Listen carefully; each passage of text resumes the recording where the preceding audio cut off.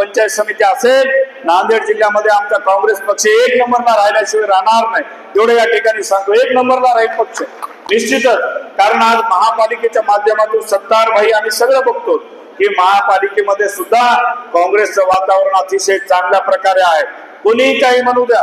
आज बरेच माणसं असं म्हणत आहेत की काँग्रेसमध्ये बरेच जण मॅनेज होणारी माणसं आहेत, पण मी तुम्हाला सांगू इच्छितो की या ठिकाणी जे बरेच आमचे पदाधिकारी आहेत, माझ्यामध्ये जे रक्त आहे ते स्वर्गीय वसंतरावजी चव्हाण साहेबांचं रक्त आहे.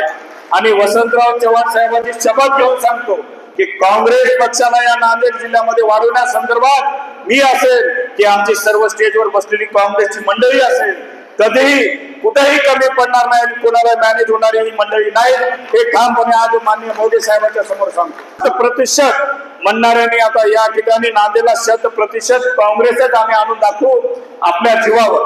आणि ग्रामीण भागातही जिल्हा परिषद मध्ये आजही काँग्रेसचं वातावरण 1 नंबरचं चांगलं आहे. म्हणून कार्यकर्त्यांना एवढंच सांगतो, आपण घाबरून जायचं नाही. पैसा सर्व काही असते हे मागच्या लोकसभेनं आपल्याला सिद्ध करून दाखवलेला आहे. पैसा पुढच्या पार्टीकडे सत्ता होती, पैसा होता, साम होतं, नाम होतं, दंड होतं, बेड होतं. आपल्याकडे काय होतं? आपले प्रामाणिक कार्यकर्ते होते. आपल्या प्रामाणिक कार्यकर्त्याच्या जीवावरच आपण लोकसभा जिंकून दाखवली. एकदा नाही 2दा जिंकून दाखवली. त्यामुळे घाबरू नका. पैसाच काही सर्वसाधारण नसते. पण आपण किती प्रामाणिक आहोत, पक्षाचं किती काम करतो याच्यावर हे पक्षाची जीत असते.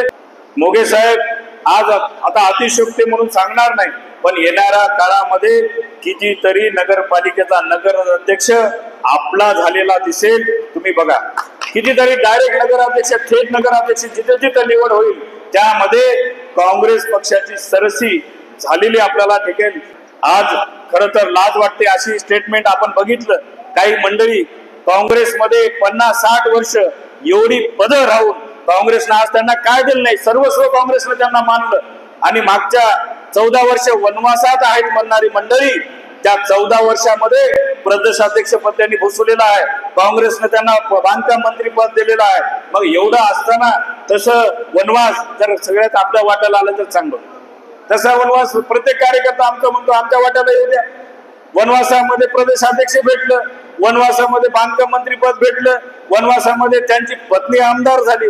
मग तसा वनवास आमच्या कार्यकर्त्याच्या वाट्याला येऊ द्या. आपल्या वाट्याला आलं तर काय हरकत. पण ही मंडळी एवढ्या वर्ष सत्तेमध्ये राहू काँग्रेस पक्षानं त्यांना सर्वस्व दिल्यावर अशी वक्तव्य करतात. येणाऱ्या काळामध्ये अशा वक्त्याला ही आमची जनता त्या ठिकाणी उत्तर दिल्याशिवाय राहणार नाही, एवढं या ठिकाणी